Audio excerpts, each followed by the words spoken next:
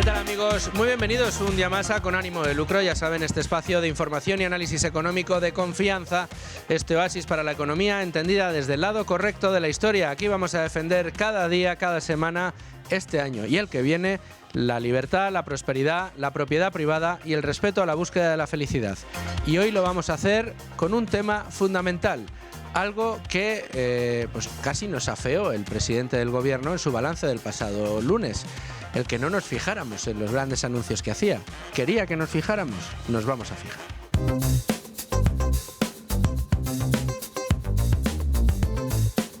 Decía el pasado lunes nuestro presidente del gobierno, y además lo hacía teatralizando un bostezo, así como muy gráfico. Ya se lo hemos puesto a ustedes en distintos programas, ya lo han escuchado ustedes sobradamente. Se quejaba de que los ciudadanos, sobre todo los medios de comunicación, que damos cuenta de las comparecencias que hacen tanto él como otros miembros del gobierno, así como de la oposición, y los portavoces de los distintos sectores que tienen interés para los ciudadanos, insisto, decía, se quejaba de que los medios de comunicación no nos fijábamos en lo sustancial, no nos fijábamos ni destacábamos ni nos admirábamos de las medidas que anunciaba el Ejecutivo.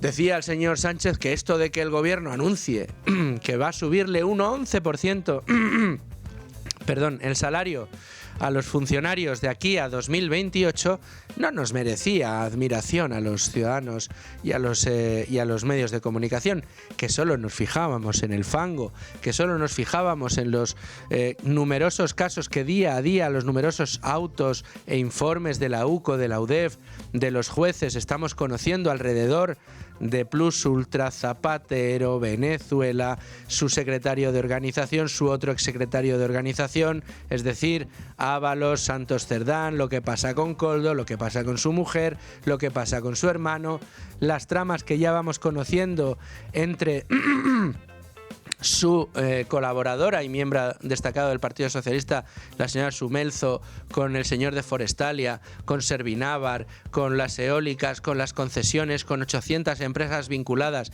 a estas tres firmas que se aparentemente repartían contratos para establecer parques eólicos y fotovoltaicos por todo Aragón, y un largo etcétera de escándalos, ya no solo de índole política o económica, sino también de índole sexual, por los casos de acoso constantes que están saliendo también en el seno del Partido Socialista, que decía el señor Sánchez que por qué nos tenemos que fijar en esto, que solo es fango, que solo es basura, que solo es mentira de la extrema derecha, y por qué no nos fijamos los periodistas en los grandes anuncios que hace.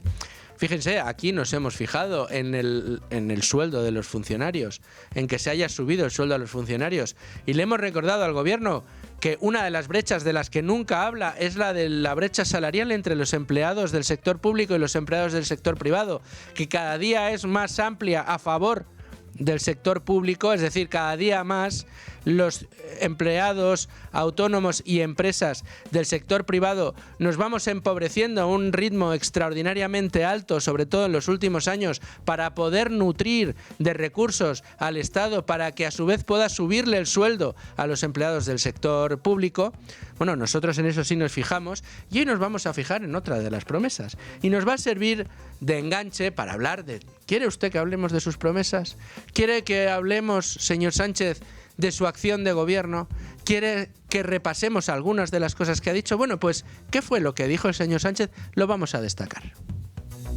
Les quiero anunciar que en el último Consejo de Ministros y Ministras de este año llevaremos un Real Decreto Ley en el que, además de extender las ayudas al transporte, vamos a crear un abono único de transportes en todo el país. Todos los ciudadanos y ciudadanas van a poder sacarse un abono con el que van a poder viajar por todo el país, por una tarifa plana de 60 euros al mes, cuando estamos hablando de adultos, y de 30 euros para los jóvenes menores de 26 años. Amigo, vamos a dar no una paguita, vamos a permitir que todos los españoles, sean ricos o pobres, mayores o menores, jóvenes o maduros, parados o trabajadores, del 1% que cobra más de 60.000 euros al año o del 99% que cobra menos, van a poder viajar por toda España por solo 60 euros al mes. Bueno, señor Sánchez, lo primero, que lo que ha anunciado tiene trampa y luego se lo vamos a explicar, porque no significa que por 60 euros al mes uno pueda cogerse el AVE que quiera, o pueda cogerse el avión que quiera, o pueda cogerse el medio de transporte que quiera para desplazarse por toda España. Aquí habrá que aclarar lo que realmente ha anunciado el presidente del gobierno, sino que con qué recursos va a contar para eso. ¿Era una de las demandas de la sociedad española el tener esas facilidades de transporte? ¿Acaso no existen en las ciudades en ciudades donde son los ciudadanos muy dependientes del transporte público, como puedan ser las grandes capitales de España? ¿Era una de las grandes demandas que tenían los ciudadanos? ¿Es acaso el transporte en España con las compañías de bajo coste en los aeropuertos y con las compañías también de bajo coste en el ferrocarril un problema, el acceso a viajar? ¿Es el problema de viajar, de desplazarse por España, algo capital para una ciudadanía empobrecida? ¿No sería más importante permitir que los ciudadanos españoles dejen de empobrecerse al ritmo que lo están haciendo, en lugar de dar ayuditas para transporte? Que, por cierto, cosa no ha aparecido, que yo sepa, corríjanme ustedes si me equivoco, en ninguna encuesta del CIS. Sin embargo, este asunto es de vital importancia. Este asunto para el señor Sánchez es crucial, es la sustancia, la chicha de la acción de gobierno que los periodistas no somos capaces de ver. Bueno, pues hoy lo vamos a analizar. Vamos a analizar quizá también otra de las promesas del señor Sánchez, que iba a construir no sé cuántas cientos de miles de viviendas en España. Cada día daba una cifra, 50.000, 100.000, 200.000 nuevas viviendas. Señor Sánchez, hacen falta 700.000 viviendas cada año para poder hacer frente a la llegada de inmigrantes, a la formación de nuevas familias que requieren nuevos hogares en los que vivir. La demanda en España de vivienda es creciente.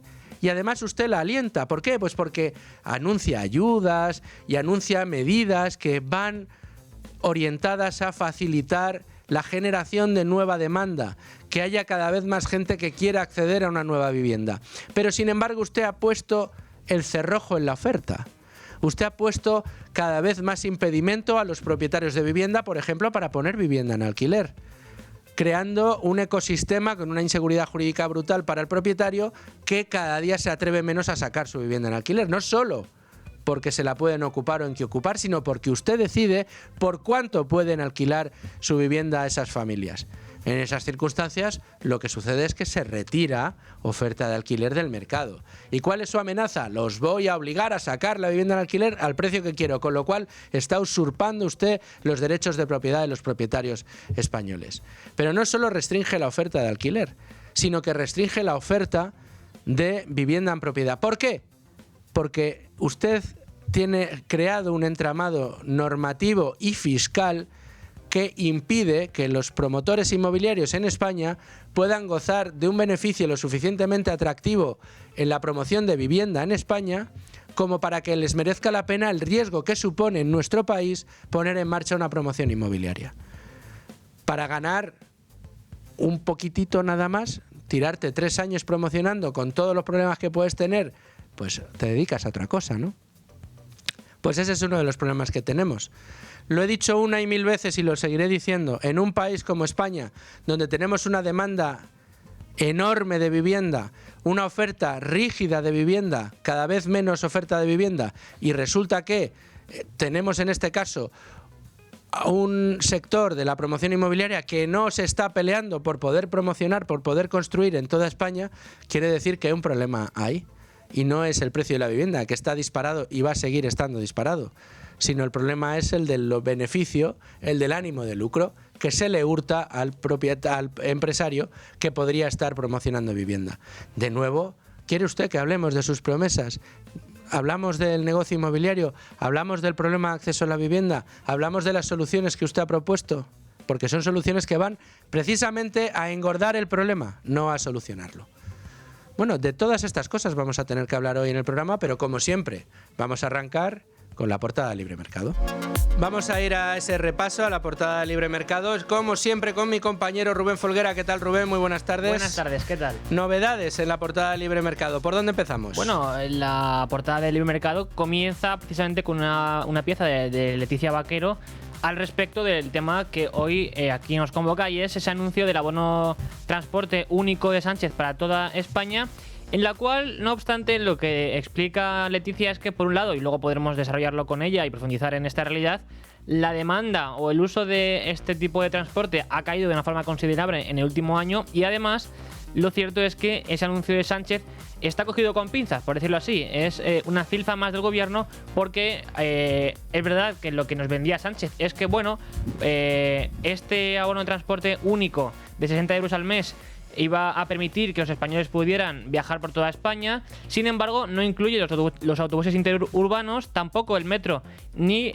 siquiera los trenes de alta velocidad, porque evidentemente al final el gobierno de España siempre lo que nos oculta es la letra pequeña de pues unos anuncios que nos vende como grandes logros sociales, como grandes logros de nuestro país gracias a él, evidentemente, y que sin embargo no hacen más que, bueno, pues en realidad tratar de atraer quizá voto cautivo, votos del electorado, de cara a unas hipotéticas elecciones que no sabemos si va a adelantar o no, pero que sabemos que en cualquier caso en año y medio sí que se celebrarán. Y evidentemente Sánchez, también con todos los presuntos casos de corrupción y las polémicas que están surgiendo en torno al Partido Socialista en distintos ámbitos, pues quizá necesite atraer la atención de los electores con este tipo de distracciones y este tipo de prebendas, con las que, como digo, pues fomentar que parte del electorado le atienda. Es algo que también siempre trata de hacer, o digamos que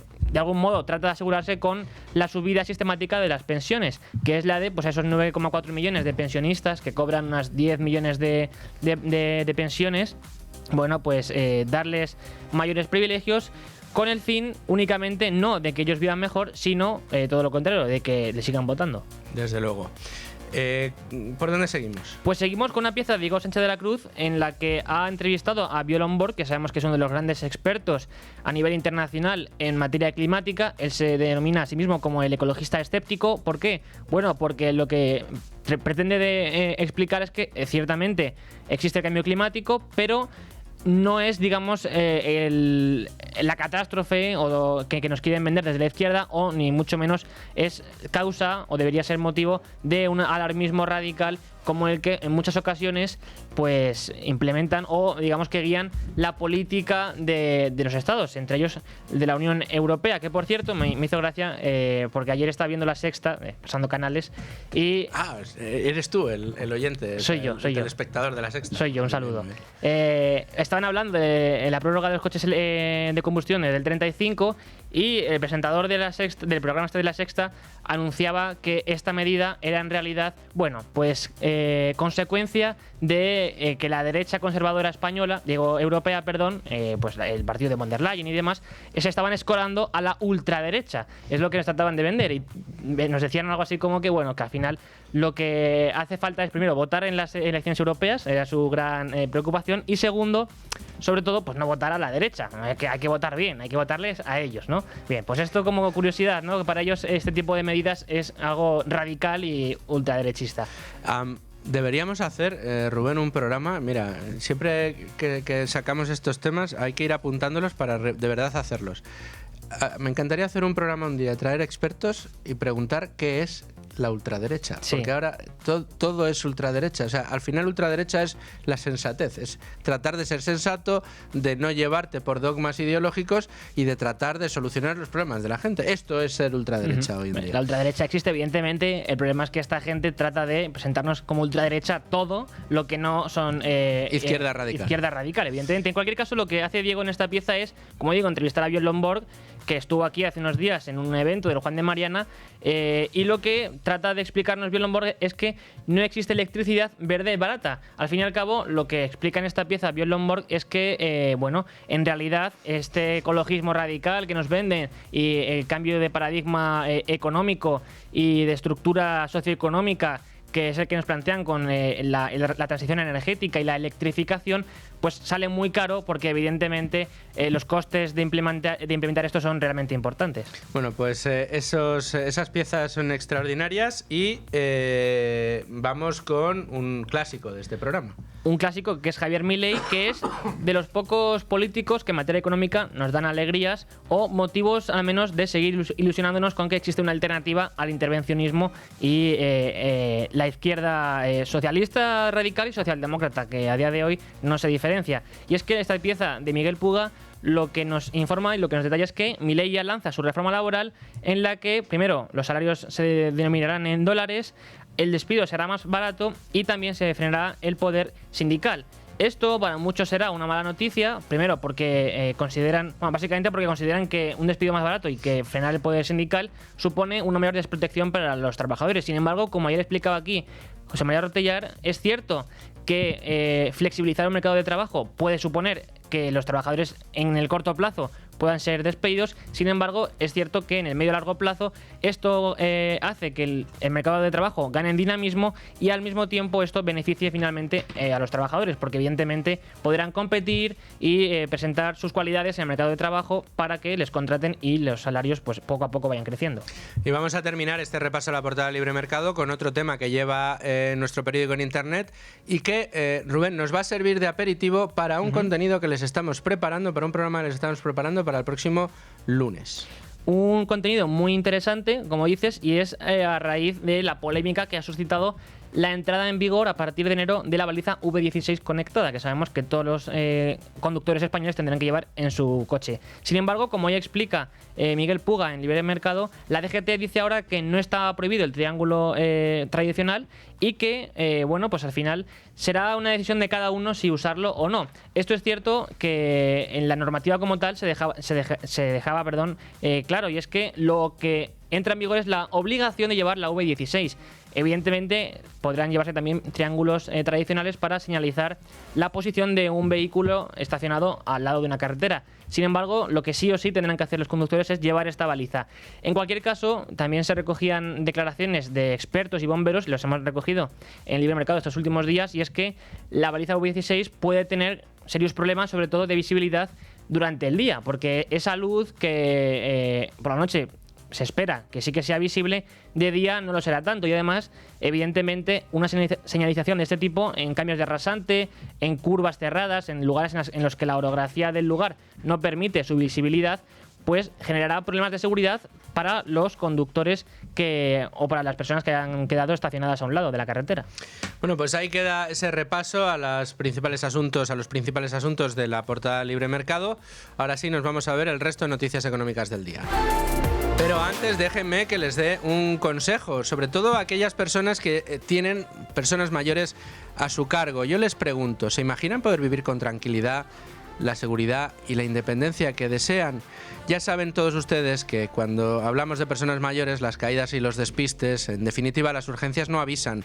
Una caída puede cambiarlo todo y vivir solo no significa estar desprotegido. Nunca sabes cuándo puede ocurrir algo. Por eso, el reloj Durcal te protege, estés donde estés, las 24 horas del día. La ayuda llega en menos de 40 segundos. El reloj Durcal, en definitiva, salva vidas. Consigue con Libertad Digital un año de teleasistencia Durcal con un 10% de descuento. El reloj y 3 meses gratis llamando al 910 888 852, 910 888 852 o a través de la web durcal.com usando el código, apunten bien, Libertad Digital, todo con mayúsculas, seguido y con 2 Ds. Repito, en mayúsculas, Libertad Digital, todo seguido.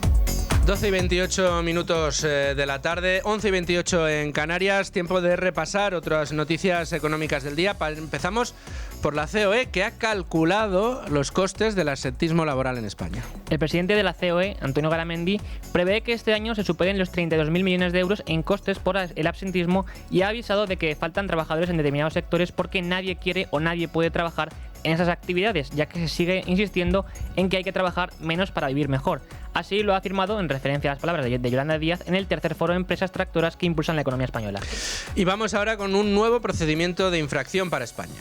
La Comisión Europea ha abierto un nuevo procedimiento de infracción contra España por el incumplimiento reiterado de la sentencia del Tribunal de Justicia de la Unión Europea que condenó al Estado español por hacer casi imposible que los ciudadanos cobren indemnizaciones cuando el legislador nacional viola la normativa comunitaria. Así, Bruselas ha dado a España un plazo de 2 meses para responder.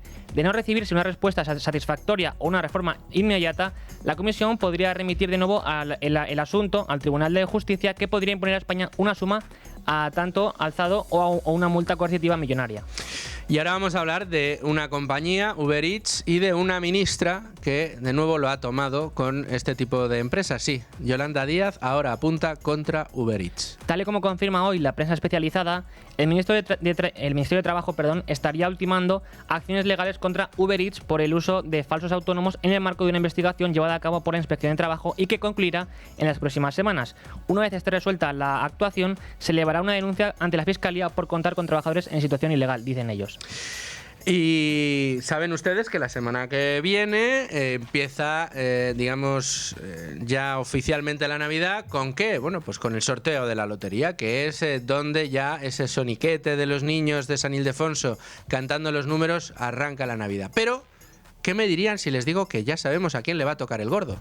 Pues sí, lo sabemos. Y le va a tocar al de siempre, a Hacienda. Según los cálculos de Gesta, Hacienda podrá ingresar más de 180 millones de euros en el próximo sorteo de la Lotería de Navidad si se reparten los 3 primeros premios. De cara al sorteo de Navidad, los técnicos explican que al grabar con el 20% los premios de la lotería a partir de los 40.000 euros, los afortunados que logren el premio gordo, que reparte 400.000 euros al décimo, recibirán 328.000 euros, mientras que el fisco español se quedará con los 72.000 euros restantes. Y tenemos ahora que hablar de compañías. Hablamos de Telefónica. Va a dejar de cotizar en Nueva York. Sí, lo hace después de casi 40 años cotizando en Nueva York, cuando se convirtió, de hecho, en la primera empresa española en aterrizar en Wall Street. La compañía ha comunicado también su intención de iniciar el procedimiento para que sus bonos senior a tipo fijo, con vencimiento en el 27, 36, 38, 47, 48 y 49, dejen de cotizar en la bolsa de Nueva York. Sobre ello, ha indicado además que sus planes pasan por solicitar su admisión en el Euronext Dublín, dado que no tiene previsto que estos valores de deuda coticen en otros mercados estadounidenses. Bueno, pues esa información relativa a Telefónica. Y ahora mucha atención, sobre todo a quienes nos escuchan y que sean trabajadores autónomos. Se ha calculado ya cuánto le cuesta a usted cada año toda la maraña burocrática que le ha impuesto el gobierno. ATA denuncia que la carga burocrática que soportan los trabajadores autónomos supera los 3,4 millones de euros. ATA ha denunciado la carga burocrática que soportan los más de 3,4 millones de trabajadores autónomos en España, lo cual se refleja en 200 horas al año por trabajador y un coste económico de 10.000 millones de euros. En concreto, tal y como ha detallado la organización en un comunicado este jueves, los datos son contundentes, ya que reflejan que un trabajador por cuenta propia destina una media de 200 horas al año exclusivamente a realizar trámites de estas características. Trámites con administraciones locales, regionales, autonómicas, estatales. Bueno, pues 200 horas de media cada autónomo tiene que dedicar cada año a pelearse con la administración. Son profesionales que, como todos sabemos, no disponen precisamente de todo el tiempo del mundo y ya le hurtan buena parte de su tiempo a sus familias y a sus aficiones. En fin, bueno, pues 200 horas a la burocracia. En fin, hasta aquí el resumen de noticias económicas del día. Ahora nos vamos con el tema del día, con esas cosas que tan importantes le parecen al presidente del gobierno. 11:34 en Canarias. Seguimos en riguroso directo en Con Ánimo de Lucro y lo hacemos ya entrando de lleno en tiempo de tertulia. Nos acompaña para la tertulia de hoy Leticia Vaquero, de los servicios informativos de radio. Leticia, ¿cómo estás? Hola, muy bien, muchas gracias por invitarme. Un placer tenerte por aquí. También se queda con nosotros el hombre de los datos, Rubén Folguera. Siempre aquí. Siempre aquí al pie del cañón. Sí, rebuscando. Sí. Rebuscando datos. Tampoco me falta muchas veces con lo que nos anuncia este gobierno, porque muchas veces son cosas nimias y que se quedan por su propio peso, o sea que... pero muchas veces son datos falsos, también te digo. No te quites mérito, hombre, que tú buceas ahí mucho. Si no es por quitarle mérito, es por, al revés, quitarle mérito al gobierno, porque sabemos que Sánchez dijo el otro día, y lo teaterizabas anteriormente, como bostezaba ante los medios y los críticos, que tratan de desvirtuar o de algún modo de criticar lo que el Ejecutivo anuncia siempre como grandes avances de derechos sociales, derechos laborales u otro tipo de ayudas que trata de poner en marcha supuestamente este gobierno para las personas más desfavorables y que sin embargo siempre salen más perjudicadas por las políticas de Sánchez. Y luego además del papeleo, ahora supongo que hablaremos de ello, pero con cantidad de ayudas y anuncios que hacen, el hecho de que lo anuncie el presidente del gobierno no significa que luego eso se traduzca en una ayuda real o que llegue a tu cuenta y que con eso puedas pagar los servicios que necesitas. Ay, Leticia. Qué aburrido. Bueno, pero muchas gracias, es un cumplido. No le debe denunciar todo lo que pasa. No le debe parecer aburrido entonces al señor presidente del gobierno que hablemos hoy, por ejemplo, de la pieza que tienes, bueno, de la pieza, si nos oye Diego Sánchez Lacruz, nos riñe. Es un artículo. A Diego yo le voy a recordar artículos de opinión y luego noticias, o nosotros en la jerga de redacción hablamos de piezas. En la radio también decimos las piezas, las crónicas. Claro. ¿No? En este caso, una noticia que ha firmado Leticia Vaquero en Libre Mercado, acompañada de un vídeo explicativo fantástico en el que nos habla de ese gran anuncio que hizo el señor Sánchez y que vamos a volver a escuchar durante su balance del pasado lunes y que, bueno, pues nos hablaba de que todos los españoles íbamos a poder viajar por 60 euros al mes a cualquier parte de España. Les quiero anunciar que en el último Consejo de Ministros y Ministras de este año llevaremos un Real Decreto Ley en el que, además de extender las ayudas al transporte, vamos a crear un abono único de transportes en todo el país. Todos los ciudadanos y ciudadanas van a poder sacarse un abono con el que van a poder viajar por todo el país, por una tarifa plana de 60 euros al mes, cuando estamos hablando de adultos, y de 30 euros para los jóvenes menores de 26 años. Ay, qué aburrido, Leticia. No, y sobre todo, qué mentira, porque yo creo que ahí es donde yo quería llegar. Ahí está la gran clave, yo creo. Cuéntanos las claves, primero, de por qué dices que esto es una mentira, y segundo, una cosa fundamental. O sea, ya es costumbre por parte de este Ejecutivo de dedicarse a pisar callos que son precisamente propios de las comunidades autónomas, propios de las distintas ciudades, que es política autonómica y local.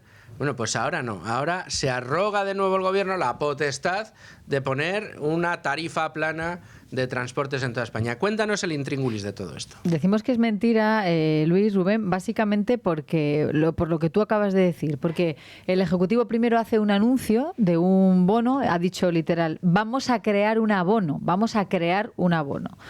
sin contar con las comunidades autónomas. Es importante contar con ellas porque, sobre todo, por ejemplo, los autobuses interurbanos entre ciudades o dentro de las propias ciudades depende de las comunidades autónomas. Es importante también porque, de cara a coger el metro, que es imprescindible en ciudades como Madrid, por ejemplo, para moverte por la ciudad tienes que contar con las comunidades autónomas. Si no cuentas con ellas y tú haces un anuncio de que vas a crear un abono de tarifa plana, significa que es un abono incompleto. No es un abono único, como lo han llamado, ni es un abono con una tarifa plana porque no tiene los servicios que nos estás vendiendo que va a tener. Es verdad que hasta ahora no nos han dicho que vaya a entrar el transporte público, es cierto. Y de hecho, el anuncio, y es la parte que me hace gracia de toda esta historia, es el anuncio, por cierto, porque como comentamos en Libertad Digital, esto ya en enero nos lo dijo el ministro Óscar Puente, que que estaba su departamento trabajando en ello, con una letra pequeña que después comentaremos si os parece, pero claro, diciendo que va a afectar a los cercanías y a la media distancia, básicamente, y a los autobuses, pero que sean interestatales. Solamente, entonces, ¿eso por qué lo llamas abono único? Eso es mentira. Eso no lo llames abono único porque no lo es. Porque la gente se piensa que a lo mejor el abono que le ha comprado a su hijo de 18 años para ir a la Universidad Complutense o me da igual, a la Universidad de Alcalá de Henares en Madrid o a cualquier universidad, te lo vas a ahorrar porque ya va a ser el abono único de 60 euros, 30 para los menores de 26 años. Y no es cierto. No es cierto. Entonces, eso es lo que me parece más sangrante de todo. Segundo, primero no cuentas con las comunidades autónomas y luego tampoco cuentas con el consenso general. O sea, esto tiene que aprobarse en Consejo de Ministros. ¿Estamos seguros de que esto se va a aprobar en esa reunión de la Moncloa de los martes? Porque Óscar Puente no está de acuerdo, o no estaba de acuerdo. Hemos bonificado los billetes. Ustedes saben que yo no soy un gran fan de estas bonificaciones. Claro, es verdad que el anuncio de Pedro Sánchez va en dos sentidos, ¿no? El anuncio. Por un lado, nos vamos a inventar el abono único que no es único, y por otro lado, vamos a seguir bonificando las ayudas al transporte público, que eso es cierto, que ya lo estamos haciendo desde el año 2022, que eso trajo problemas en años anteriores, sobre todo el año pasado, si lo recordáis, con el decreto Ómnibus, que aprovechó el Ejecutivo para meter absolutamente de todo para cumplir con esos hitos con la Comisión Europea para recibir fondos europeos que no salieron adelante, que hubo un problema con Isabel Díaz Ayuso, con la presidenta de la Comunidad de Madrid, porque claro, la trampa de la bonificación al transporte público hasta ahora, nos olvidamos del abono que se van a inventar supuestamente, las bonificaciones hasta ahora dependen también en parte, es el chantaje, ¿no? Yo aporto el 30% de la subvención si las autonomías me dan el 20%. Entonces estaba obligando a las comunidades autónomas a tener que aportar en ese sentido, sin hablar con ellas, ¿no? Entonces eso de nuevo creó otro conflicto entre el Estado central y las comunidades autónomas, que se sienten ninguneadas y que tienen ellas la competencia del transporte público. Bueno, pues lo que tiene que ver con esas bonificaciones, que es verdad que ayuda a mucho, o sea, a muchos en nuestro país, y hace que sea mucho más asequible, que te puedas mover en cercanías, en el metro y en los autobuses, pues con eso no comulgaba el ministro Óscar Puente, porque, bueno, él decía, no sé si lo habéis podido comentar antes, él explicaba, y yo ahí es de las pocas cosas en las que estoy de acuerdo con el ministro de Transportes, él decía: ¿de verdad vamos a creer que una persona va a dejar su coche, ¿no?, para ir a trabajar al centro de Madrid o a la universidad o donde tenga que ir a hacer recados por el simple hecho de que te rebajan el transporte público? Pues no. Bueno, de hecho, en tu pieza de hoy o artículo en Libertad Digital comentas precisamente esto, que en el último año el uso de transporte público en España ha caído de una forma significativa. De hecho, en lo que llevábamos de año, esta caída era tal que, bueno, suponía realmente un toque de realidad para lo que nos quieren vender con esta medida Sánchez, y luego en general aquellos que romantizan esto de ir en transporte público, de no tener coche en propiedad o coche privado, y de no poder dejar entrar a los coches particulares en las ciudades, grandes ciudades de España o de Europa en general. Es que lo publica el INE, O sea, el Instituto Nacional de Estadística todos los meses publica la estadística de transporte de viajeros.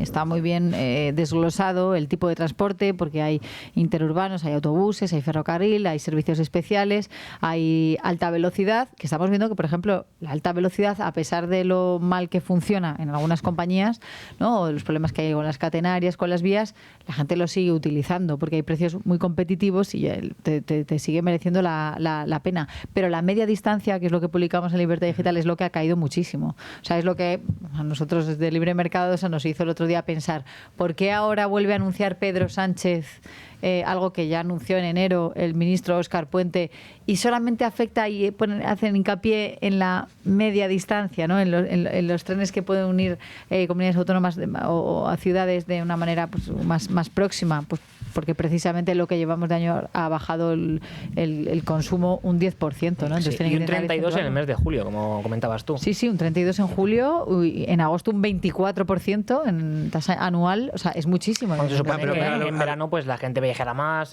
cogerá más ese tipo de transporte, claro. A lo mejor cabría preguntarse, y no sé, es una hipótesis que hago aquí, en los que habéis estudiado el tema, Leticia, eres tú sobre todo. Claro, de repente Sánchez se descuelga con un anuncio de un abono transporte único, tenemos a Óscar Puente diciendo que él no es muy favorable, pero que es bueno, que en fin, que tal, y da la sensación de que el énfasis se pone en que quizá el problema que puedan atravesar los transportes públicos en España tienen que ver con el precio, cuando si nos fijamos lo que ha ido sucediendo con el precio, tanto a la hora de moverte en avión como a la hora de moverte en tren o en autobús, es que dentro de lo que cabe se ha ido moderando. Ha entrado competencia en los ferrocarriles, tenemos, ya no solo puedes contratar Renfe, puedes contratar Wigo, puedes contratar Irio, puedes contratar otra serie de oportunidades. En el transporte aéreo tienes compañías de bajo coste que todos lo sabemos, pues de repente tienes una oferta y te puedes viajar a Londres por 50 euros. Te cuesta menos viajar a Londres que el abono transporte famoso del señor Sánchez. Señor Óscar Puente, señor Pedro Sánchez, ¿no será quizá que el problema que están teniendo los transportes públicos en España, en especial los ferrocarriles, responsabilidad de Óscar Puente, es que cada vez hay más retrasos, tenemos las estaciones que son intransitables, de repente en verano, en plena ola de calor, se queda un tren a la altura de Córdoba a mediodía sin aire acondicionado y parado durante 2 horas en mitad del recorrido. ¿No será que de repente hacen ustedes trenes y se gastan una auténtica millonada en trenes que no pueden entrar en los túneles de las vías de los recorridos para los que han sido diseñados porque esos concursos se han elaborado de la manera que se han hecho? Se gastan ustedes dinero a través de la SEPI en entrar en empresas como Talgo que tienen que resolver un montón de problemas y luego se van a China a comprar nuevos trenes. A lo mejor los problemas que atraviesa el transporte ferroviario en España o el transporte público por ferrocarril en España tiene mucho que ver con estos problemas. No tiene que ver con problemas de que alguien se pueda permitir o no se pueda permitir un billete de tren o un billete de autobús en un momento determinado. ¿De qué sirve una tarifa plana de 60 euros? De 60 euros, amén, de luego tu abono transporte en Madrid, o tu abono transporte en Barcelona, o tu abono transporte... ¿Cuántas veces tienes que viajar al mes a otras ciudades para que te merezca la pena un abono de transporte de 60 euros? Y que no entra a la alta velocidad, porque si entrara, o sea, imaginaos la cantidad de gente que viene todos los días a trabajar a Madrid y viene de Guadalajara, de Ciudad Real, si entrara a la alta velocidad, oye, mira, por lo menos, claro que me merecería la pena, 60 euros al mes, pero es que ni siquiera entra. Y eso la competencia es del ministro Óscar Puente. ¿Por qué no han querido meter la alta velocidad? Por lo menos de Renfe, hablo, sus trenes, hombre, los pues patos. porque tenemos a Óscar Puente quejándose de que tiene competencia y que de repente Wigo puede ofrecer trenes a Valencia desde Madrid por 19 euros o por 9 euros, cuando él las tiene que ofrecer a 80, a 90, a 100, a 150 euros. Claro, es que yo tengo que ir luego con Renfe de Alpedrete de los Montes a Villaconejos, que no sé, me lo acabo de inventar, ¿eh? Me diría, menuda barbaridad acabas de decir. No se puede ir en tren, no se puede ir. No lo sé, pero en trayectos en los que a lo mejor al mes viajan 3 personas. No, y tienes que mantener la línea. Bueno, pues es que a lo mejor, señor Puente, esa línea no la tiene usted que mantener. A lo mejor le sale mucho más barato al Estado no tener que mantener esa línea y cubrir las necesidades de esas personas con otros medios. ¿No creéis que es un tanto contradictorio que diga Puente en el mes de enero, en ese desayuno de Nueva Economía Forum? No, yo no comulgo con esto de las bonificaciones porque en realidad no vamos a conseguir que la persona que tenga un coche lo deje aparcado para cogerse en un transporte público simplemente porque le hemos bajado 10 euros o 15. Cierto, pero a la vez dice, lo que quieren esos conductores, o sea, lo que tenemos que hacer, que no son los, ¿cómo los llaman? Los pasajeros cautivos a los que están obligados, no, los que tienen la alternativa de ir en el transporte público, para traerlos lo que hay que hacer es poner mayor frecuencia en el transporte público y diseñar una línea, y es verdad que ahí también entran las comunidades autónomas, las que tienen que intentar trazar y hacer una buena planificación, pero también el gobierno. Entonces es contradictorio, ¿no?, que salga el ministro diciendo eso, pero desde luego que lo curioso era, bueno, ¿por qué ahora volvían a hacer este anuncio? Pues claro, porque ya estamos viendo que la gente no está utilizando ni siquiera el tren a media distancia, o mucho menos está bajando. ¿Tú crees que este debate que estamos manteniendo al señor Sánchez le parecerá que tiene chicha y que tiene sustancia, o cree que esto es muy aburrido lo que estamos diciendo? Yo creo que será aburrido, ¿no? No, pero él pedía que nos centráramos en estos temas. Ah, bueno, pues venga, pues vamos a seguir, a ver si así conseguimos despertar. Hay muchos temas. El de la vivienda a lo mejor le interesa más. Sí. Es que bueno, pero espérate, vamos mínimamente, si me lo permitís, que nos quedan 12 minutos de tertulia. Otro de los temas que introdujo el presidente del gobierno para presumir de sustancia y de acción de gobierno fue que va a elevarle el salario a los funcionarios un 11% de aquí a 2028. Y a mí cada vez que le oigo hablar de esto se me viene a la cabeza la brecha salarial de verdad. No la de las mujeres y los hombres, que todos sabemos que esto tiene otras lecturas diferentes. No, la de verdad. Una persona en el sector público de media cobra mucho más que la misma categoría en el sector privado. ¿Y por qué es? ¿Por qué saca usted pecho de que le sube un 11% el salario a los funcionarios?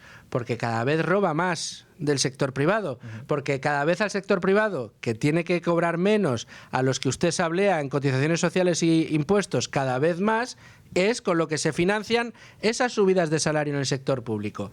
¿Quiere usted que hablemos de esto? Preguntemos al sector privado en España si está encantado de que cada vez ganen menos, de que cada vez tengan que pagar más impuestos para que sus colegas del sector público puedan ganar cada vez más, con el problema de absentismo laboral que tiene el sector público, con el problema de sobredimensionamiento del sector público, con noticias como las que nos hemos encontrado en estos tiempos de que de repente un ministro coloca en ENUSA a una querida, que de momento Leire estaba la famosa fontanera del PSOE estaba de responsable en Enusa, estaba de responsable en Traxa, luego en otra compañía. Pero vamos a ver.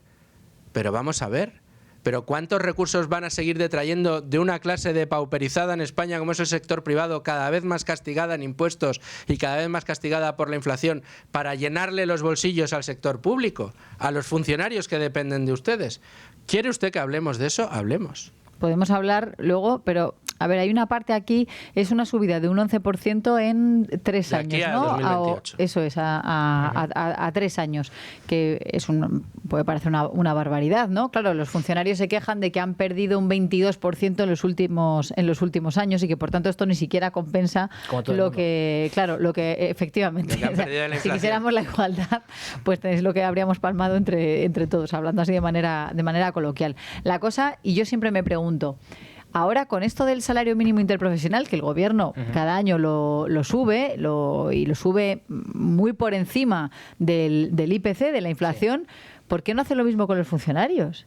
Es que eso es una cosa que a mí no me entra en la cabeza. Si tú tienes en tu mano, o sea, tú no dependes de las empresas para subir el salario a sus trabajadores, ni siquiera para establecer un salario mínimo. O sea, tú puedes hacer lo que quieras. Entonces, tú con tus propios trabajadores, los que están en nómina del Estado, ¿por qué no les subes tú el IPC de todos los años?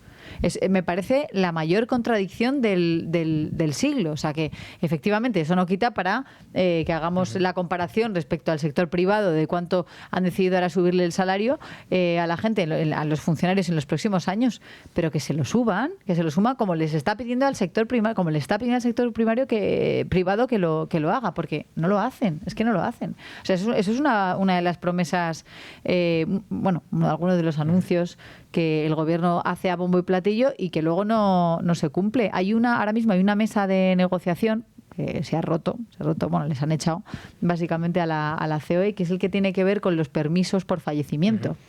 Claro. 10 días quiere. Efectivamente. Ahora mismo hay 2, ¿no? Si tienes que trasladarte a otra comunidad autónoma, son 4 días. El gobierno lo que quiere es llegar hasta 10 días, que nos puede parecer bien, obviamente, porque se te muere tu hijo, que es una cosa, una desgracia en una familia, y que tengas solamente 2 días libres, pues según lo que pone en el papel, puede parecer demasiado insensible, ¿no? Lo que pasa es que en la realidad, en la práctica, muchas empresas entienden que un trabajador no puede ir a su puesto de trabajo cuando ha perdido a un hijo, a su pareja o a una persona realmente cercana. Eso no es así. Pero bueno, sobre el papel ya sabéis que Yolanda Díaz quiere esos 10 días, luego los 15 días para los cuidados paliativos, para acompañar a alguien, y un día extra ahora que también se han inventado para acompañar a alguien que quiera ser sometido a la eutanasia, ¿no? Porque si decide esa persona que quiere que la acompañes tú, pues que tengas ese día de permiso, partiendo de la premisa de que los empresarios son malísimos, ¿no? Y que cómo te van a dejar ausentarte de tu puesto de trabajo como si fueran robots, ¿no? Y no tuvieran sentimientos. Esto es un anuncio que hace Yolanda Díaz sin contar con ellos, sin contar con los sindicatos, que son sus amigos, los sindicatos mandan un comunicado diciendo, oye, es que esto no nos habéis dicho nada, pero estamos de acuerdo. Eso, claro, porque ese es el plan B, el siguiente paso es fenomenal, lo firmamos ahora mismo, ¿no? Entonces ahí ya es cuando la patronal COE y CEPIME dice, pues nosotros nos vamos, no tenemos nada que opinar aquí, pero el anuncio de Yolanda Díaz es que ya lo vamos a aprobar. Pero, pero ¿cómo lo vais? Pero si lo no de podéis. Yolanda Díaz es, y esto tú lo has seguido muy de cerca durante mucho tiempo, Leticia, ¿cuántas veces ha anunciado el día histórico en el que se aprobaba la reducción de la jornada laboral y todavía ni siquiera pasa por el Parlamento? No, claro, bueno, ha pasado por el Parlamento, pero para enmendarla y que no salga adelante, ¿no? O sea, para que ni siquiera se ¿Pero cuántas veces lo ha hecho? ¿4 o 5 veces? Lo dijo 4 veces. 4 veces, y además en cuestión de 5 meses hizo el anuncio de que era un día histórico y ya se ha aprobado. Sí, y que ahora la gente iba a poder vivir mejor, ¿no? Y trabajar menos, como recordaba antes Rubén. Sí, porque para ella vivir mejor es trabajar menos o no trabajar directamente. Recordemos aquella anécdota, ¿no? En la Feria del Libro, con el libro de abolir el trabajo. Y ella pues posaba con este libro diciendo, este es el objetivo. Tal. Hemos tenido a Joaquín Pérez Rey, que yo lo recuerdo perfectamente, al secretario de Estado de Trabajo, al subalterno, por decirlo, al lugarteniente de Yolanda Díaz, diciendo que teníamos que defender desde el Ministerio que todos los españoles tienen derecho a no trabajar. O sea, un país como España, líder en desempleo, del mundo desarrollado, líder en desempleo juvenil, en fin, uno de los países con mayor precariedad laboral, fruto de una rigidez de la que es responsable en parte también Yolanda Díaz. Bueno, pues ahí encantada de que la gente no trabajara. Bueno, ya hemos contado... Sí, derecho a no trabajar tienen. Lo que no tienen derecho es a exigir que el resto de la sociedad les lo que no tienen derecho es decir, usted me va a contratar, claro, me va a empezar a pagar todos los meses, pero como yo tengo derecho a no trabajar, yo me voy a quedar en mi casa cobrando de usted, que es al final lo que parece que quiere Yolanda Díaz. Pero en esto del permiso de 10 días que quiere y que busca Yolanda Díaz, subyace yo creo que algo fundamental, y es que quien cercena al final los, digamos, derechos el libre albedrío en definitiva del trabajador y empresario en su relación es el propio Estado con este tipo de normas. Lo normal, lo lógico en cualquier empresa es que si un empleado pierde, pues como tú decías, Leticia, a un hijo o a un padre, normalmente, la experiencia que yo tengo con las empresas en las que he estado, está la primera, no te encuentras con que tu jefe te dice, bueno, pues ahora tienes 2 días de descanso, pero como lo dice la norma, dentro de 2 días te quiero aquí porque si no te voy a descontar empleo y sueldo. No dicen eso. Lo normal es que te digan lo que necesites. Ya vendrás cuando estés más calmado, cuando haya pasado la tormenta. Eso es lo que te dicen. Igual que cuando tienes que establecer un horario de trabajo. ¿Por qué te tienes que ceñir a un conteo horario cuando hoy en día muchísimas de las actividades laborales que tenemos, por cómo ha ido cambiando el sistema productivo en España, por cómo han ido cambiando las profesiones, las actividades que realizamos? Cuando empezamos a trabajar, Leticia, tú y yo, hace ya unos años, no existía la figura del community manager, no existía la figura de el que te prepara el SEO, todo han sido profesiones que han ido surgiendo a lo largo de los años y que gracias a las nuevas tecnologías se pueden realizar desde diferentes maneras. Tú lo que buscas cuando empleas a alguien es que sea productivo, que lo que le estás pagando por su trabajo te venga devuelto en forma de trabajo valorado. Igual que el teletrabajo, ¿no? Después de la pandemia, ¿no? Sí, esa cierta flexibilidad en el horario laboral. Entonces tú al final dices, ¿por qué tengo que ceñirme a un horario cuando yo puedo trabajar y puedo ser igual de productivo más trabajando en otro horario desde mi casa o desde cualquier otro sitio? Bueno, pues es la rigidez del sistema laboral inventado por estos intervencionistas que se tienen que meter hasta las horas a las que tienes que acostarte en tu cama, los que están cercenando la libertad de los empleados y de los empleadores para decidir su relación laboral, ¿no? Sí, es verdad, es que es así, es una pura rigidez que lo que hace es perjudicar al mercado de trabajo, ¿no? Y a los que crean riqueza. Y al final la economía española, que por cierto, y es un asunto, perdona Rubén, que no sé si querías hablar de ello, pero no se está hablando demasiado de esto último, pero la economía española va como un cohete, bueno, todas estas afirmaciones que escuchamos por parte del presidente del gobierno, ¿no? Diciendo que crecemos más del doble que la media los países de los países de la Unión Europea, que es algo que está edulcorado porque llega cantidad de gente a nuestro país por la inmigración y porque también para calcular el crecimiento, ¿no? Y el Producto Interior Bruto, ahí metemos los fondos europeos. Y los fondos europeos ahora nos encontramos con que hay una parte muy jugosa de ellas que estamos renunciando a ellos, ¿no? Porque hemos exprimido al máximo lo que tenía que ver con las transferencias directas para subvenciones y ayudas. Todavía queda un porcentaje por cubrir, que decía el ministro de Economía, Carlos Cuerpo, que hay que ir a por ellas, pero hay otra parte que es que luego hay que devolver, que son los préstamos, que ya ha dicho España que no, que esto ya voy a renunciar. ¿Por qué renuncia? Entre otras cosas. Decía Carlos Cuerpo, entre las excusas que ponía, ¿no? O lo justificaba diciendo que es para simplificar. No, porque hay algunos objetivos que son inalcanzables, parcialmente alcanzables, ¿no? Hay poca demanda, hay restricciones en la cadena de suministro, dificultades técnicas que nos hemos encontrado inesperadas, en fin. O sea, al final hay 60.000 millones, o sea, el 70% de los préstamos que nos iba a dar la Unión Europea que estamos renunciando a ellos, porque no pueden cumplir con esa hoja de ruta, con los hitos, porque en el Congreso de los Diputados no tienen mayoría y no pueden ni siquiera poner el impuesto al diésel que llevan intentándolo 3 años y no hay manera. Es un compromiso con Bruselas y no lo pueden sacar adelante. Entonces, bueno, pues hay mucha letra pequeña, sí. Desde luego que sí. Leticia, te tengo que agradecer y mucho que hayas querido venir aquí con ánimo de lucro a tener esta tertulia en el día de hoy. Espero verte muy prontito de vuelta y claro te vamos siguiendo leyendo en Libre Mercado y, por supuesto, en los servicios informativos de radio, a los que nos vamos a ir enseguida para escuchar el boletín de la 1. Rubén, no te vayas muy lejos porque tenemos que escuchar La Bolsa a la vuelta y vamos a hablar de un libro interesantísimo, La Bolsa a tu alcance, que ha escrito Juan Granell Heredero. Vamos a estar con él y les vamos a explicar todos sus secretos. Y ahora sí que nos vamos a esos servicios informativos de radio, escuchamos las noticias de la 1 y estamos de vuelta aquí en Con Ánimo de Lucro. 1:05 de la tarde, 12:05 en Canarias. Tiempo de abrir en Con Ánimo de Lucro, página de mercados. Página de mercados que miramos, como siempre, el mercado español. ¿Qué está haciendo en este momento, en este minuto, el IBEX 35, nuestro principal selectivo? Se nota un ligero 0,68%, suficiente para recuperar el nivel de los 17.000 puntos que ha perdido estos últimos días, 17.053 según nos muestran las pantallas de información en tiempo real. Aquí tenemos como catalizadores de las subidas dentro de nuestro indicador a Indra con un 2,93%, a Inditex con un 1,82% y Naturgy con un 1,62%. Entre las compañías que más bajan a esta hora, Acciona Energía un 0,74%, tenemos también a Acciona un 0,72% y a Ferrovial un 0,70%. Pero tenemos otras muchas cosas de las que hablar, tenemos otros muchos catalizadores de mercado y tenemos otras muchas lecturas que poder hacer de la situación de mercados en este mismo momento, y lo vamos a hacer con ayuda de nuestro analista de cabecera, en este caso el director de Relación con Inversores de Cobas Asset Management, Carlos González Ramos. Carlos, ¿cómo estás? ¿Qué tal? Buenos días. Un placer estar con vosotros. Oye, un gustazo poder contar contigo en el día de hoy.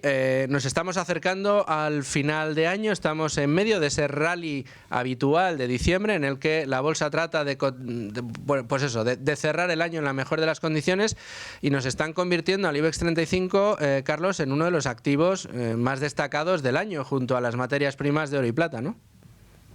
Efectivamente, pues nos encontramos ante un año muy positivo para el mercado español. Ahora a expensas un poco de ver qué tal cierra el año y si las decisiones de los bancos centrales en cuanto a los tipos de interés hacia dónde se pueden mover en 2026, pues el mercado las acoge de forma favorable. Pues lo normal es que los resultados tan excelentes que han tenido los índices en este año se mantengan, ¿no? Desde luego, desde el lado de Cobas, veíamos valor en el mercado español ya desde hace unos años, así lo reflejábamos en nuestra cartera ibérica, y de hecho pues este año también ha tenido un comportamiento excelente de más del 50% de rentabilidad por encima del mercado, y eso pues quiere decir que el mercado español evidentemente lo ha hecho extraordinariamente, ¿no? Y por el lado eres muy, ¿cómo decirlo? Eres muy humilde, Carlos.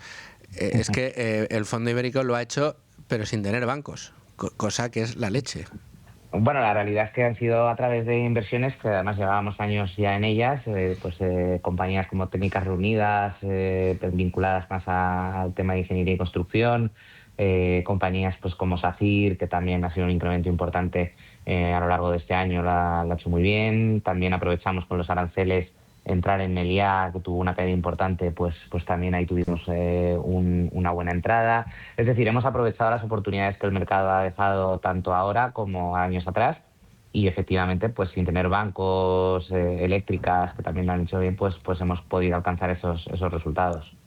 Carlos, una de las citas que están esperando todos los analistas en el día de hoy es la decisión del Banco Central Europeo. Se reúne hoy. ¿Qué esperáis o qué esperan vuestros analistas de esta reunión? Aunque sé que ya vosotros soléis operar, digamos, al margen del ruido que generan este tipo de noticias, pero un ojito le tenéis que tener echado, claro.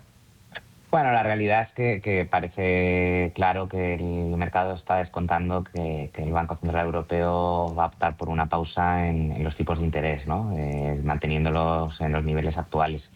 Al final vemos cómo la inflación ha moderado el ritmo. En ese sentido, aunque no está plenamente controlada, sí se ven detalles interesantes. Por ejemplo, aunque no va tanto ligado a la Unión Europea, en el caso de Reino Unido se ha visto cómo en los últimos datos ha bajado la inflación del 3,6 al 3,2%, con lo cual eso para las decisiones que el banco inglés tendrá que tomar pues pueden ser interesantes, y es una señal que todavía que no está controlada, especialmente en el lado de servicios. Sí que hay una bajada en algunos aspectos, como por ejemplo alimentos, etcétera.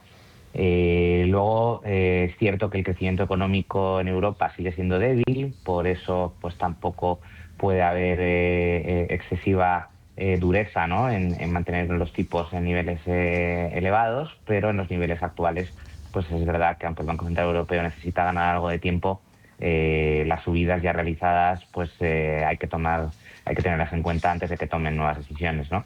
Entonces, bueno, realmente, aunque como has dicho bien que nosotros no tenemos muy en cuenta este tipo de situaciones a la hora de tomar decisiones de inversión, pues ahora si nos centramos en el corto plazo, quizás lo más importante es lo que diga Lagarde acerca de si en el año 26 habrá más bajadas o si va a mantener una política más restrictiva durante tiempo. Entonces eso sí que puede ser relevante para lo que pueda pasar el año que viene. Bueno, pues vamos a estar muy pendientes y, Carlos, lo que sí te voy a pedir es que nos ayudes a entender todo lo que pase, no solo estos días, que ya estamos llegando a final del año, sino ya también el año que viene. Bueno, ahí encantado siempre de colaborar con vosotros y poder aportar nuestro granito de arena en lo que nosotros vemos, ¿no? Evidentemente, el año 2025 ha sido un año bueno de mercados, al final, a pesar de que en abril con los aranceles hubo mucho miedo y se pensaba que a lo mejor iba a haber un mercado bajista. A pesar de la sobrevaloración de algunos activos, sigue habiendo margen para obtener rentabilidades en los mercados, y es donde nosotros nos vamos a fijar, ¿no?, en aquellos sectores, en aquellas compañías que siguen estando infravaloradas y que, independientemente de lo que hagan los mercados y el ruido que nos rodea, pues podamos obtener rentabilidades positivas. Carlos González Ramos, responsable de relación con inversores de Cobas Asset Management, muchísimas gracias por estar con nosotros en Con Ánimo de Lucro. Creo que ya no te vuelvo a escuchar hasta final de año, así que feliz Navidad, Carlos, y muy próspero año nuevo. Te espero en el 2026. Igualmente para vosotros y para todos vuestros oyentes. Bueno, pues después de hacer el repaso al minuto y resultado de la bolsa en el día de hoy, y además en semanas muy importantes un poco para los mercados, son las últimas del año, son las que van a definir un poco la rentabilidad final de los distintos índices, qué mejor que dedicar esta última parte del programa en el día de hoy a hablar de una cosa que a mí me encanta, que es cultura financiera, hablar de bolsa y hablar de creación de patrimonio a largo plazo, de invertir con cabeza y de hacerlo además en las mejores manos. Y para ello tenemos a Juan Granell, que es licenciado en Administración y Dirección de Empresas por ICADE y máster en Finanzas también por ICADE Business School. Se define como un apasionado del mundo de la inversión, cosa en la que coincidimos, y que ha estudiado por su cuenta a los grandes referentes del sector y gestiona activamente su propio patrimonio en bolsa. Juan Granell, ¿qué tal? ¿Cómo estás? ¿Qué tal, Luis? Estoy encantado primero de estar aquí contigo y nada, me alegro de estar aquí hablando y presentando mi libro. Eso iba a decir, que estás aquí no por tu formación extraordinaria, sino porque acaba de sacar, y lo ha hecho nada más y nada menos que con Gestión 2000 del Grupo Planeta, La bolsa a tu alcance. Maximiza la rentabilidad de tus inversiones reduciendo su riesgo. Y además, el señor Juan Granell, heredero, autor y acompañante hoy aquí en el programa, ha conseguido nada más y nada menos que un tal Guy Spier le haga el prólogo. No digo más, lo dejo ahí. Voy a poner aquí el libro y les voy a pedir a ustedes, si nos están siguiendo en diferido, denle al pause, váyanse a Amazon, compren el libro y regresen, porque los libros hay que comprarlos. Y si nos están escuchando en directo, esperen a que termine el programa. En cuanto termine, van a Amazon o a cualquier librería y piden este libro, que es fantástico.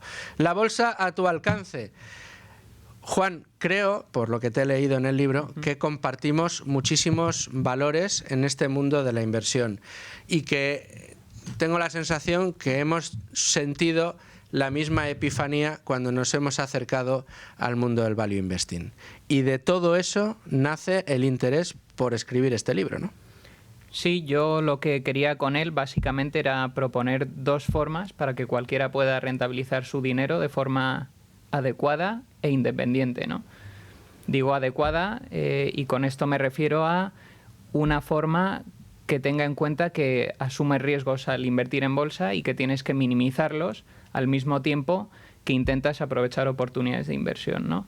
Y puedes maximizar rentabilidades al mismo tiempo que minimizar riesgos. Y esto, el value investing es la forma idónea para hacerlo. Y digo independiente porque creo que la industria financiera, de forma demasiado generalizada, no da un servicio de gestión patrimonial adecuado a sus clientes, ¿no?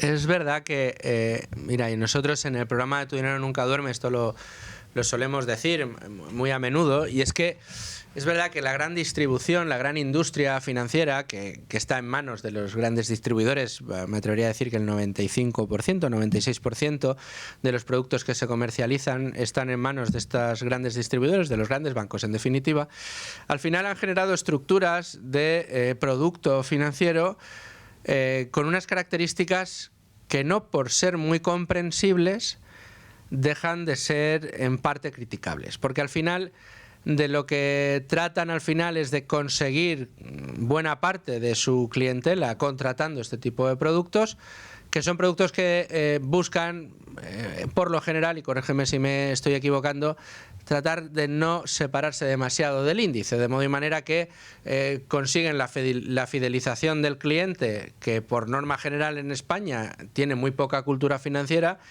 son aversos al riesgo porque tampoco entienden muy bien cómo funciona la bolsa, y en definitiva pues son productos que en materia de rentabilidad tampoco es que ofrezcan demasiado. Al final lo que buscan es no tener una volatilidad demasiado alta y al final de cada año no separarse mucho de lo que haya hecho el índice. Si han hecho un resultado, un alfa muy importante por encima del índice, pues será para felicitar al gestor y estará el cliente muy contento, y si ha caído el fondo en concreto, si no lo ha hecho mucho más de lo que ha hecho el índice o incluso menos de lo que lo haya hecho el índice, pues tampoco tenemos un disgusto y una llamada del cliente dando un poco la tabarra. Con lo cual, aquí paz y después gloria. Pero como tú decías, al final la gestión independiente lo que busca es, oye, yo quiero o bien un gestor o bien hacerlo yo por mi cuenta y riesgo, pero conociendo cómo funciona y con una filosofía que lo que haga sea que las rentabilidades que piensa obtener el gestor de un determinado fondo, de un determinado producto financiero, esté alineada conmigo. Es decir, que si yo no gano dinero, él tampoco. Con lo cual, lo que busquemos entre todos es una rentabilidad mayor. Y para esto hace falta cultura financiera, y para esto hace falta que el partícipe sea consciente de cuál es la filosofía detrás del gestor. Tú gestionas tu propio patrimonio, Juan. ¿Cómo te ha servido eso para escribir este libro? Creo que, como has dicho, y es una palabra clave, es la alineación de intereses, es lo que lleva a la industria financiera de forma tan generalizada a no dar el resultado adecuado a sus clientes, ¿no? Porque, como has dicho, buscan un resultado medio que no se diferencie ni por arriba ni por abajo, en realidad, de la media, ¿no? Ellos lo único que quieren es aglutinar activos sobre los cuales cobran una comisión, ¿no? Sin embargo, yo lo que veo, y que es lo que propone el Value Investing, que básicamente consiste en comprar activos infravalorados, ¿no? Comprar acciones de empresas cuando cotizan por debajo de su valor, es la forma adecuada para rentabilizar el dinero de una persona a largo plazo, porque tiene dos partes, digamos. Una, trata de maximizar rentabilidades, optimizar la rentabilidad del inversor, y al mismo tiempo está muy enfocada en la minimización de riesgos. Porque es evidente que si tú compras, por ejemplo, una empresa de más calidad, estás invirtiendo de una forma más rentable. Imagínate que la empresa tiene mayores márgenes, mayores ratios de rentabilidad sobre capital empleado, crece más, tiene menos deuda y además corres menos riesgo al comprar esta acción. Si tú lo que haces, como propone el Value Investing, es comprarlas por debajo de su valor real, estas acciones, maximizas todavía más tu potencial rentabilidad al mismo tiempo que minimizas el riesgo, que es la probabilidad de pérdida del capital comprometido, ¿no? Pérdida, me atrevería a añadir a esa definición permanente de Justo. capital. Y esto es muy importante. Fíjate que personalmente, cuando empecé con esto de la inversión, como espectador, casi como notario de la actualidad, como le gusta decir a algunos profesionales del periodismo, bueno, pues me acerqué un poco, pues eso, leyendo, viendo lo que hacen los grandes inversores, interesándome y tratando de conocer más, ¿no? Y llegué a un buen conocimiento de cómo funcionaban los mercados financieros, pero posteriormente dije, bueno, yo quiero dar un pasito más y voy a tratar de formarme académicamente y conocer con más profundidad los secretos de esta industria, ¿no? Y me saqué una certificación que conocerás, la European Financial Advisor de EFPA, una certificación que me permitió conocer, insisto, con mayor profundidad. Entonces ahí me di cuenta de que la alineación de intereses y el planteamiento que tiene la industria, digamos, el planteamiento oficial basado en las normas que los reguladores europeos imponen, aleja de manera sistemática el conocimiento profundo de cómo funcionan realmente los mercados del funcionamiento de la propia industria. Entonces te encuentras con que la industria en su conjunto, tanto la academia como la formal, identifican el riesgo con la volatilidad. De hecho, las fórmulas son así, ¿no? El risk free, este tipo de cosas. Y el riesgo, estarás conmigo, que no es la volatilidad. La volatilidad, de hecho, es el catalizador de la construcción de rentabilidades en el medio y sobre todo en el largo plazo. Claro, cuando tú identificas la volatilidad con el riesgo y se lo trasladas a un cliente, el cliente dice, hombre, la renta variable es volátil, si me meto en el value investing voy a tener trimestres o incluso años en los que voy a ver caídas importantes de mi capital, voy a sufrir volatilidad, con lo cual, pues mira, eso no está hecho para mí, porque yo soy muy conservador y soy averso al riesgo. Pero si tú sacas eso de la ecuación y dices, no, la volatilidad no es riesgo, el riesgo es la pérdida permanente de capital. Si tú tienes un año una caída del 20% en tu cartera y no la vendes, al contrario, igual a lo mejor si compras porque está más barata, y aquí entra un poco el cómo hay que mirar a los mercados de una manera más profesional, o al menos con conocimiento de causa, tienes, estás comprando papeletas para que de verdad tu patrimonio crezca a largo plazo y no materializar de manera permanente esas pérdidas. El problema que tenemos es que el desconocimiento sobre mercados hace que cada vez más personas, cuando tienen una cartera y ven que le ha caído un 20% ese año, temen perder más y venden. Con lo cual, incurren ahora sí en el verdadero riesgo, ¿no? Es en la pérdida permanente de capital. ¿Cómo explicas tú estas cosas dentro de este libro para que cada vez más gente se convenza de que la inversión más rentable y segura, que yo creo que en esto estaremos de acuerdo, a largo plazo, es la renta variable? A largo plazo es el instrumento de inversión que mayor rentabilidad ha dado a lo largo del tiempo. La bolsa americana en su conjunto ha dado un 10% de rentabilidad anual nominal en los últimos 100 y 200 años, digamos. Y entonces es el activo que veo en el cual debemos estar, ¿no?, invertidos. ¿Qué pasa? Como has dicho, el gran riesgo inherente a la inversión en bolsa consiste en que un nocivo comportamiento del inversor al invertir penalice su resultado, ¿no? Eso es. Que se ponga nervioso cuando las acciones caigan o algo así. Pero por eso yo lo que digo es que es fundamental, y como dice Warren Buffett, el riesgo consiste en no entender lo que uno está haciendo. La clave para no ponerse nervioso en momentos de presión y malvender tus acciones consiste en comprender de verdad el negocio subyacente de la acción que has comprado.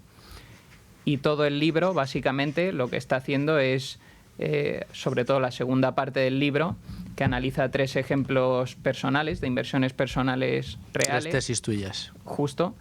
Analiza 3 empresas concretas y mi inversión personal en ellas, y sobre todo analiza la psicología del inversor a medida que realiza la inversión, que es lo más importante, porque yo lo que veo es que lo que de verdad determina el resultado final del inversor no es tanto la compra inicial, realizar una inversión brillante, digamos, comprar una acción barata y buena, sino su comportamiento posterior al momento de la compra, ¿no? ¿Qué haces después con esas acciones que has comprado? Eso es lo más importante. Es muy interesante. Déjame que destaque ese